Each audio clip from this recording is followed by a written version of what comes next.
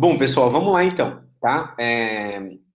Só para relembrar, a gente explicou, a gente não, eu expliquei a aula passada para vocês, recurso repetitivo, recurso especial e recurso extraordinário, e depois nós entramos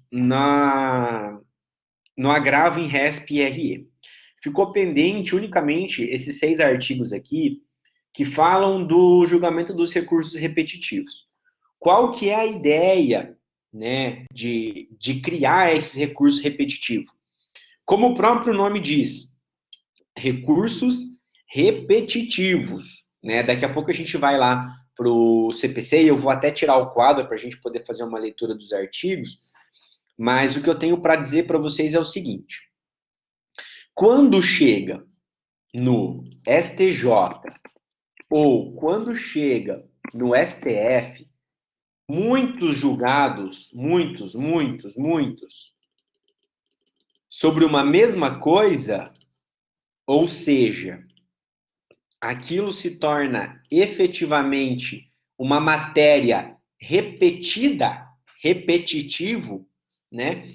O STJ e o STF falam o seguinte, né? Suspende toda essa discussão que eu vou decidir o que vai se aplicar nesse caso, tá? Como exemplo, eu posso trazer a questão do agravo de instrumento, do rol taxativo. Lembra que a gente estava discutindo nas aulas anteriores, né? Que nas aulas anteriores lá, né? Que primeiro o rol ele foi criado para ser rol taxativo, depois ele passou a ter entendimentos de rol taxativo, de rol exemplificativo, e o STJ foi lá e criou o rol de taxatividade mitigada, que é o rol pelo entendimento do STJ. E isso, pessoal, deve ser seguido obrigatoriamente por todos os outros tribunais, tá? De modo que o STJ julgou, inclusive, esse tema em sede de recurso repetitivo. E quando ele julga em fase de recurso repetitivo, aquilo, olha que interessante, ele passa de ser um precedente, né? Porque um precedente, se a gente for falar a rigor da palavra, o precedente ele é um, dois, três isolados, né? A jurisprudência ela é aquele julgamento consolidado pelo tribunal. Então, os recursos repetitivos, quando eles são julgados nessa modalidade, que é um procedimento específico, para recurso repetitivo, eles se tornam, e é isso que traz essa diferença para eles se tornam vinculantes. Esse que é o ponto-chave. Ele se torna vinculante. E se tornando vinculante, significa que todos os tribunais abaixo de STJ e abaixo de STF precisam cumprir o que foi julgado em recurso repetitivo. Tá? Então, basicamente, como que funciona? Chega no STJ, chega no TJ ou no STF, muitos casos sobre determinado assunto. E aí acontece o que nós chamamos de afetação. É esse o termo utilizado. Tá? Nós afetamos esses recursos para o julgamento de recurso repetitivo. E aí suspende tudo, do Brasil inteiro suspende porque STJ ou STF vai decidir o que se aplica naquele caso. Tá? É muito comum, pessoal, é muito comum isso em matéria tributária, no sentido de se é devido ou se não é devido determinado tributo. Tá? Isso é muito comum. Não entra aqui em matéria de fato, né? Essas questões de recurso repetitivo são unicamente matérias de direito, né? Porque aí eu vou formar uma tese e é exatamente isso que acontece. STJ e STF formam uma tese e após ele formar uma tese, essa tese ela é aplicada para o Brasil todo. Por isso que nós chamamos de um microsistema especial, né? Ou seja, é um microsistema de julgamentos repetitivos, tá? Cria-se esse microsistema, tá? Vocês até podem colocar que é uma forma, olha que interessante, é uma forma de julgamento em massa.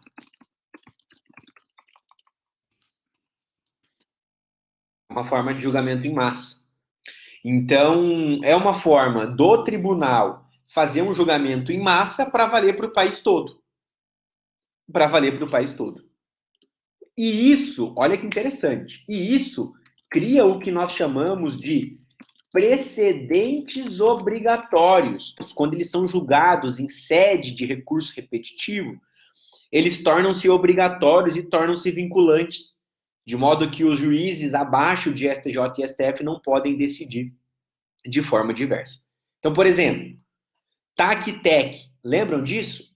Tarifa de emissão de carnê e tarifa de abertura de crédito. Tinha um monte de ação em massa discutindo se era devido ou se era indevido a cobrança de TAC-TEC no contrato de financiamento de veículo. O STJ vai lá e se manifesta e diz, pode cobrar ou não pode cobrar. E aí é isso que é o precedente obrigatório que vai ser seguido por todo o país, independentemente do estado que você entrar, é aquele entendimento que vai ser válido. Essa forma do judiciário criar uma legislação, né? Criar uma legislação, entre aspas, né?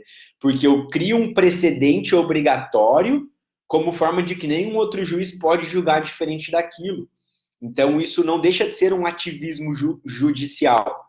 Eles vão dizer, por exemplo, se a lista do SUS, se remédios que não estão na lista do SUS devem ser fornecidos, por exemplo. É uma questão vinculante. É uma padronização. Porque, assim, ó, de tanto aquilo chegar no judiciário, a gente fala, para tudo. STJ e STF vão decidir qual é a regra que vale para esses casos. Por isso que ele está aqui, né? É uma forma de julgamento em massa. É uma forma de julgamento em massa. Eu consigo julgar tudo, todos os processos, sem olhar todos eles. Porque aí, a partir do momento que eu dou uma decisão em determinado sentido, a gente já sabe qual vai ser o fim do processo. Exemplo. Está tendo uma discussão agora se aplica sobre a tal da TUSD e TUST, negócio de cobrança de impostos acerca da conta de energia elétrica, tá? E aí, basicamente, a discussão é se pode ou se não pode cobrar ICMS na conta de luz. Beleza. E aí o STJ vai parar tudo e vai falar, eu vou me manifestar. E ele vai lá e, por exemplo, decide que pode cobrar. É lícita a cobrança de ICMS. Né? Todos os processos vão ser julgados improcedente. Porque pode cobrar. Agora, se o STJ decide em sede de recurso repetitivo que não pode cobrar, que é ilícita, ilegal, a cobrança de ICMS na conta de luz, por exemplo, todo mundo vai entrar com ação. Certo? Então, o José vai entrar com uma ação e vai estar lá que, por exemplo, foi cobrado na minha conta de luz 5 mil reais nos últimos 3 anos de ICMS. Eu vou entrar pedindo esse dinheiro de volta. O juiz vai mandar a Copel ser citada. Depois que ela for citada, se ficar comprovado que ela exerceu o seu contraditório, né? Se ficar comprovado que realmente, pelas provas documentais que eu trouxe, que eu tive cobrança de ICMS naquele período, a Copel vai ter que me reembolsar. Pronto.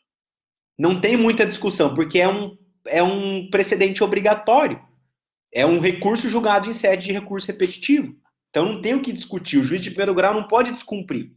Tá? Se retroage ou se retroage. É a questão do prazo prescricional, né?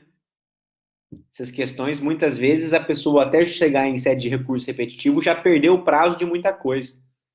Então, por isso que são muitos processos que estão em trâmite normalmente, né? É utilizada a técnica do processo piloto, também chamada de técnica do processo modelo. Processo piloto ou processo modelo. Vocês concordam que aqui, ó, nós temos inúmeros processos, né? Viram aqui? Tem um monte de processo discutindo a mesma questão de direito, não fato, só direito. Discutindo a mesma questão de direito. O que que o STJ e o STF fazem? Eles vão escolher... Opa, desculpa. Eles vão escolher 2 ou mais recursos, 2 ou mais processos que vão ser julgados. Tá? Então, assim, daqui eu pego um e aqui eu pego o outro. Então, pego 2 processos. Eu vou julgar esses 2 processos. Eu vou julgar esses 2 processos. O resto fica suspenso. E é julgando esses 2 processos que eu formo a tese a ser aplicada. Formo a tese, depois que eu tenho a tese, eu aplico a tese para todos os outros. Tá? Então é isso. Eu pego 2 ou mais processos para que a gente julgue eles, né? Para que a gente possa julgar esses processos. A gente já vai ver como eles são escolhidos. Tá? Então eu vou afetar esses 2 recursos. Tá? Após eu afetar esses 2 recursos, eu vou julgar eles. E depois que eu julgo, eu formo a tese. A partir dessa tese, eu aplico ela para todo mundo. Então, por isso que é a técnica do processo piloto ou do processo modelo. Porque eu julgo aqueles 2, definitivamente, e aplico para todo mundo. A gente vai ver agora. Mas é um critério de discricionariedade ali dos processos que são mais bem fundamentados. Né? Quer ver? A gente vai para eles agora. Olha só, pessoal, o que é interessante aqui, ó. Multiplicidade. Eu preciso de muitos. Por isso que é recurso repetitivo. Ó, com fundamento em idêntica questão de direito. Não discute fato, só discute direito. Tá? Ele vai afetar, que é o verbo que eu falei para vocês, de acordo com as normas dessa subseção e do regimento interno. A gente vai se ater unicamente às normas aqui do código. A gente não vai para o regimento interno. Né? O parágrafo 4º vai dizer que essa escolha que é feita pelo presidente do Tribunal de Justiça ou do TRF, que escolhe, então, esses 2 recursos, não vincula o relator do Tribunal Superior. Porque o parágrafo 5º vai dizer que o relator do STJ ou do STF pode selecionar mais 2 recursos, por exemplo, para poder afetá-los. E qual que é o critério no parágrafo 6º?